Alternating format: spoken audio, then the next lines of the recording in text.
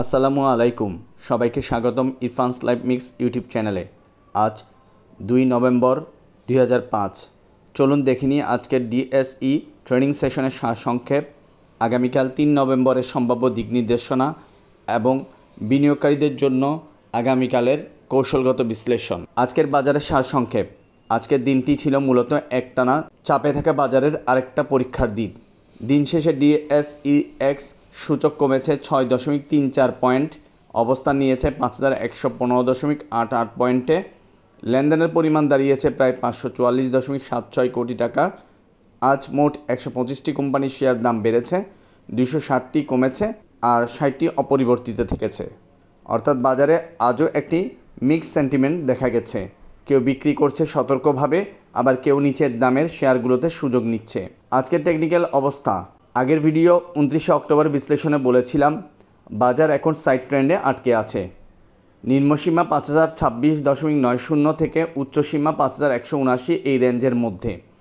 যদি বাজার এই রেঞ্জটা ভাঙতে না পারে তাহলে 5179 এর উপর ক্লোজ পেতে আমাদের নভেম্বরের দ্বিতীয় বা শেষ সপ্তাহ পর্যন্ত অপেক্ষা করতে হতে পারে। এই সময়ে 20 দিনের মুভিং অ্যাভারেজও নিচে নেমে আসবে।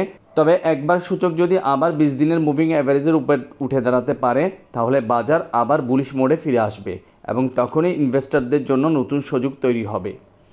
আজকের সেশনে সূচক 5153.95 পয়েন্ট পর্যন্ত গিয়েছিল, কিন্তু ডিভিডেন্ড অ্যাডজাস্টমেন্ট আর সেল প্রেসারে দিন শেষে আবার নেগেটিভে ফিরে এসেছে।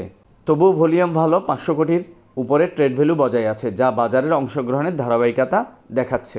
আগামীকাল 3 নভেম্বর সম্ভাবনা ও পর্যবেক্ষণ। আগামীকাল বাজারের সম্ভাবনা ও ঝুঁকি দুইই রয়েছে।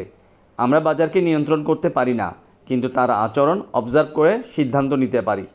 আজ সূচক 6 পয়েন্ট কমে 5115 পয়েন্টে অবস্থান করেছে, যার মানে বাজারের আপ সাইড পটেনশিয়াল এখনও খোলা।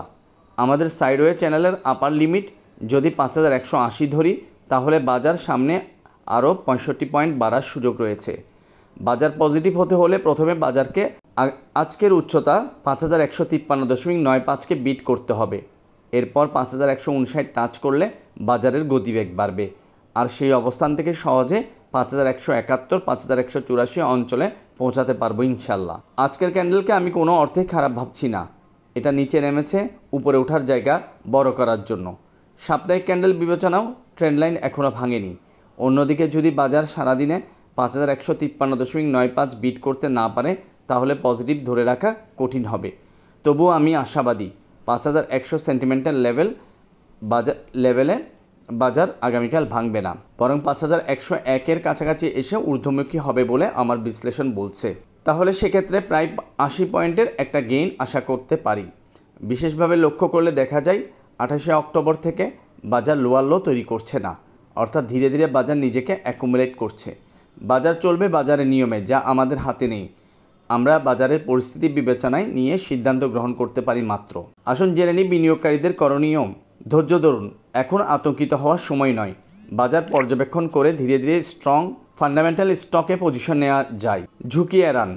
পেনি স্টক বা দুর্বল ফান্ডামেন্টাল কোম্পানিতে বিনিয়োগ থেকে বিরত থাকুন। ক্যাশের সদ্ব্যবহার। যাদের হাতে ক্যাশ আছে তারা 5030, 5050 অঞ্চল সুযোগ খুঁজে নিতে পারেন। যদি 5026 ভেঙে যায় তাহলে পরিস্থিতি পুনর্বিশ্লেষণ করতে হবে। সূচক 20 দিনের মুভিং অ্যাভারেজ এবং সাইডওয়ে চ্যানেল অবস্থা মনিটর করুন। পজিটিভ সিগন্যাল দেখা গেলে ধাপে ধাপে পজিশন বৃদ্ধি করুন। শান্ত ও বুদ্ধিমত্তার সঙ্গে সিদ্ধান্ত নিন। অযথা ভয় বা গুজবে কান দিবেন না। মনে রাখুন, বাজারে ধৈর্যই সবচেয়ে বড় বিনিয়োগ। এই ছিল আজকের ডিএসই বিশ্লেষণ। ভিডিওটি ভালো লাগলে লাইক, কমেন্ট, শেয়ার করুন। নতুন বিশ্লেষণ পেতে চ্যানেলটি সাবস্ক্রাইব করুন। আমি ইরফান, দেখা হবে আগামীকাল নতুন আপডেটে। ততক্ষণ পর্যন্ত ভালো থাকুন, বিনিয়োগে সচেতন থাকুন। আল্লাহ হাফেজ।